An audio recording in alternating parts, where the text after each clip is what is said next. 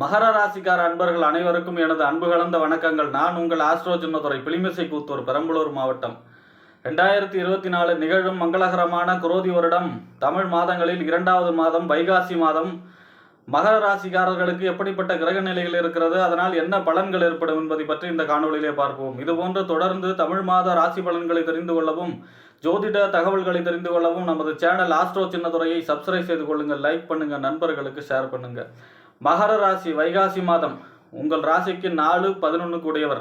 4ஆம் இடம் வீடு, வண்டி, வாகனம், மனை, தாயார் ஸ்தானம், சுகஸ்தானம் என்று சொல்லக்கூடிய 4ஆம் இடத்துக்கும் 11ஆம் இடம் என்று சொல்லக்கூடிய லாபஸ்தானம், நம்மளுடைய அபிலாஷைகள் பூர்த்தியாகக்கூடிய இடம். 11ஆம் இடம் நெருங்கிய நட்பு வட்டாரங்களை குறிக்கக்கூடியது. மூத்த சகோதரம், தன்னுடைய உடல் இச்சையை குறிக்கக்கூடிய இடம். ஆக இந்த 4-11 கூடிய செவ்வாய் 3ஆம் இடத்தில் இருக்கிறார் வைகாசி மாதம் 19ஆம் தேதி வரை. 3ஆம் இடம் என்பது முயற்சி ஸ்தானம், வெற்றி ஸ்தானம். 3ஆம் இடம் என்பது இளைய சகோதரம், தைரிய ஸ்தானம், வீரிய ஸ்தானம். 3ஆம் இடம் தகவல் தொடர்பு ஸ்தானம், ஒப்பந்த ஸ்தானம், கையெழுத்து ஸ்தானம்.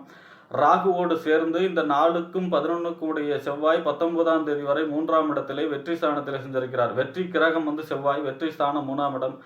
ஆக வெற்றியை குறிக்கக்கூடிய அமைப்பாக இருக்கும். அதுவும் லாபாதிபதி 3ஆம் இடத்தில் இருக்கும் பொழுது ஒப்பந்தங்கள் வழி வெற்றிகள், அதாவது கையெழுத்து கையெழுத்து ஒப்பந்தங்கள் மூலமாக வெற்றி, இளைய சகோதர வழி லாபங்கள், அதே போல நம்மளுடைய சித்தப்பா வகை நெருங்கிய நட்பு வட்டாரங்கள் வழி லாபங்கள் பெருகும். ஏனென்றால் 11ஆம் இடம் என்பது நெருங்கிய நட்பு வட்டாரங்கள். ஆக இந்த 4ஆம் இடத்து அதிபதி 3ஆம் இடத்தில் செஞ்சிருக்கும் பொழுது இந்த வீடு, வண்டி, வாகனம், மனை, தாயார் ஸ்தானம் அல்லவா, இந்த 3ஆம் இடத்து அதிபதி 4ஆம் இடத்து அதிபதி 3ஆம் இடத்தில் செஞ்சிருக்கும் பொழுது இந்த அதாவது வீடு, நிலம் சம்பந்தமான ஒப்பந்தங்கள் கையெழுத்தாகக்கூடிய சூழ்நிலை ஏற்படும். அடுத்ததாக இந்த 19ஆம் தேதிக்கு பிறகு இந்த செவ்வாய் 4ஆம் இடத்திலே அவருடைய சொந்த வீட்டிலே ஆட்சி பெறுகிறார். செவ்வாய் ஆட்சி பெறுகிறார். 4ஆம் அதிபதி 4லே ஆட்சி. ஆக வீடு, வண்டி, வாகனம், மனை, தாயார், சுகஸ்தானம், அசையா சொத்துக்கள் பெருகக்கூடிய அமைப்பு. அசையா சொத்துக்கள் வாங்கக்கூடிய நிலை ஏற்படும். அசையா சொத்துக்கள் நல்ல விலைக்கு விற்க வேண்டி காத்திருந்தவர்களுக்கு அது நல்ல விலைக்கு விற்கக்கூடிய சூழ்நிலை ஏற்படும். வண்டி வாகனங்களை வாங்குவது அல்லது நல்ல விலைக்கு விற்கக்கூடிய சூழ்நிலை ஏற்படும். சுகஸ்தானம் என்பது 4ஆம் இடம். ஆக சுற்றுலா செல்லக்கூடிய அமைப்பு. அதே போல 4ஆம் இடம் என்பது வண்டி வாகனம் அல்லவா, இந்த வண்டி வாகனங்களிலே புதிய வண்டி வாகனம் வாங்குதல், நல்ல விலைக்கு விற்பனை செய்தல். அதே போல இந்த 4ஆம் இடத்து சுகஸ்தானம் அசையா சொத்துக்கள் வழி லாபங்கள் பெருகும். பூமி வழி லாபங்கள் பெருகும். விவசாயத்திலே லாபங்கள். அதே போல 11ஆம் இடத்து அதிபதியும் அவர் தான். அதனால இதன் வழியாக லாபங்கள் பெருகக்கூடிய அமைப்பாக இருக்கும். அடுத்ததாக உங்கள் ராசிக்கு 5ஆம் இடத்து அதிபதி 10ஆம் இடத்து அதிபதி. 5ஆம் இடம் என்பது புத்திரஸ்தானம், புத்தி ஸ்தானம், சிந்தனை ஸ்தானம், செயல்திறன் ஸ்தானம். 5ஆம் இடம். 5ஆம் இடம் என்பது தந்தையின் சந்தை ஸ்தானம். 5ஆம் இடம் என்பது பூர்வீகம். 5ஆம் இடம் என்பது விளையாட்டு ஸ்தானத்தை குறிக்கக்கூடிய அமைப்பு. ஆக இந்த 5ஆம் இடத்துக்கும் 10ஆம் இடம் தொழில், புகழ், அந்தஸ்து, கௌரவம், இந்த ஸ்தானத்துக்கு அதிபதி 5-10 கூடிய சுக்கிரன் 4ஆம் இடத்திலே சஞ்சரிப்பார். வெறும் 6 நாட்கள், அதாவது வைகாசி மாதம் 6 நாட்கள் மட்டுமே. இந்த 5க்கும் 10 கூடிய சுக்கிரன் 4ஆம் இடத்திலே சுகஸ்தானத்திலே வீடு, வண்டி, வாகனம், மனை, தாயார் சுகஸ்தானத்திலே சஞ்சரிக்கிறார். இந்த 6ஆம் தேதிக்கு பிறகு அவர் 5ஆம் இடத்திலே சென்று ஆட்சி பெறுகிறார். 4ஆம் அதிபதி 4ஆம் இடத்திலே ஆட்சி பெறுவார். 19ஆம் தேதிக்கு பிறகு 5ஆம் இடத்து அதிபதி 5ஆம் இடத்திலே ஆட்சி பெறுகிறார் 6ஆம் தேதிக்கு பிறகு. ஆக ஏற்கனவே இந்த மாதம் வைகாசி மாதம் மகர ராசிக்காரர்களுக்கு 5ஆம் இடம் வலுவடைகிறது. 5ஆம் இடம் என்பது ஏற்கனவே அங்கே குரு இருக்காரு. இந்த மாதம் சூரியன், அடுத்தது புதன், அடுத்தது சுக்கிரன், 4 கிரக சேர்க்கை 5ஆம் இடத்திலே நடக்கிறது இந்த மாதம் வைகாசி மாதம். ஆக 5ஆம் இடம் என்பது என்ன? 5ஆம் இடம் என்பது விளையாட்டு ஸ்தானம். 5ஆம் இடம் அதிர்ஷ்ட ஸ்தானம், திரிகோண ஸ்தானம் என்று சொல்வார்கள். 5ஆம் இடம் அதிர்ஷ்ட ஸ்தானம், புத்திரஸ்தானம். 5ஆம் இடம் என்பது காதல் ஸ்தானம். 5ஆம் இடம் என்பது நம்மளுடைய சிந்தனை செயல்திறன் எப்படி இருக்கிறது, குழப்பம் இல்லாமல் முடிவெடுக்கக்கூடிய திறனாக இருக்கிறதா என்பதை சொல்லக்கூடிய இடம் 5ஆம் இடம். ஆக 5ஆம் இடத்து அதிபதி 5ஆம் இடத்தில் ஆட்சி பெறும்போது நம்மளுடைய சிந்தனை செயல்திறன் திறம்பட இருக்கும். நம்மளுடைய பேச்சு, மேடை பேச்சு 5ஆம் இடம். நம்மளுடைய பேச்சுக்கு மதிப்பளிக்கக்கூடிய வகையிலே நம்மளுடைய பேச்சு இருக்கும். 5ஆம் இடத்து அதிபதி 5ஆம் இடத்திலே ஆட்சி பெறும் பொழுது. அதே போல இந்த 10ஆம் இடத்து அதிபதி 5ல் இருக்கும் பொழுது தொழில் வகையில், அதாவது 10ஆம் இடங்கிறது தொழில் வகையில் புதிய யுக்திகளை கையாளக்கூடிய நிலைமை ஏற்படும். ஏனென்றால் புத்தி ஸ்தானம் 5ஆம் இடம், தொழில் ஸ்தான அதிபதியும் அவர் தான். அங்கே ஆட்சி பெறும் பொழுது தொழிலிலே புதிய யுக்திகளை கையாண்டு தொழிலிலே வெற்றி பெறக்கூடிய அமைப்பு இருக்கும். அதே போல புகழ் ஓங்கும். பத்தாம் இடம் என்பது புகழ்ஸ்தானம், அந்தஸ்து ஸ்தானம், கௌரவஸ்தானம். 5ஆம் இடம் என்பது அந்த ஸ்தானாதிபதி 5ஆம் இடத்துல ஆட்சி பெறும் பொழுது அப்போ புகழ் ஓங்கும், அந்தஸ்து ஓங்கும், கௌரவம் ஓங்கும். கௌரவம் ஓங்கும்.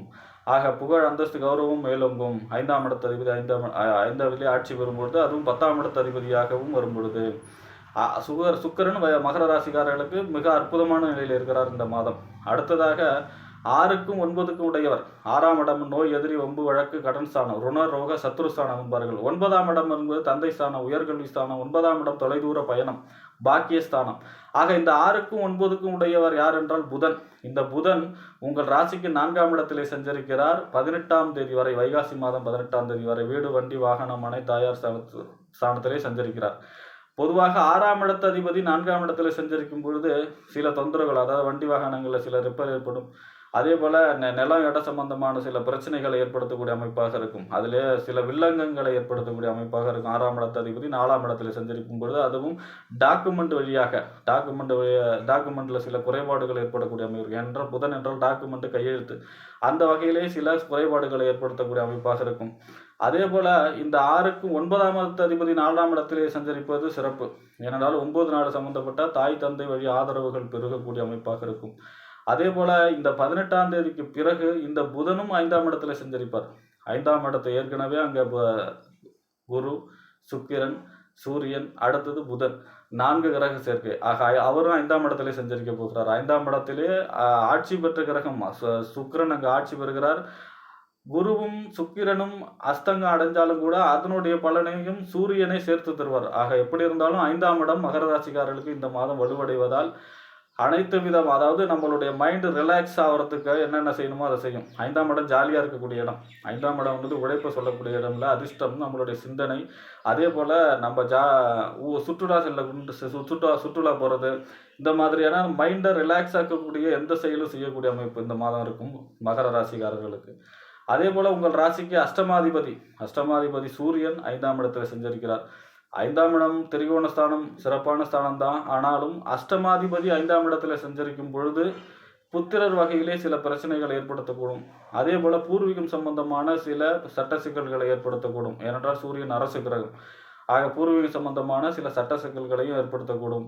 இந்த 8ஆம் இடத்து அதிபதி 5ஆம் இடத்துல பொதுவாக 5, 9 சிறப்பான ஸ்தானம். அந்த இடத்துல இருக்கக்கூடிய கிரகம் தீமை செய்யாது. ஆக அஷ்டமாதிபதி அங்கே இருந்தால் கூட அங்கே அந்த 5ஆம் இடத்து அதிபதி ஆட்சி பெற்று அங்கே இருப்பதால், ஏற்கனவே குரு அங்கே இருப்பதனால சுபத்துவம் அடைகிறது அந்த வீடு 5ஆம் இடம். ஆக சூரியனும் நன்மைகளையே தருவார், அரசாங்க வழியிலே நன்மைகளையும் தருவார்.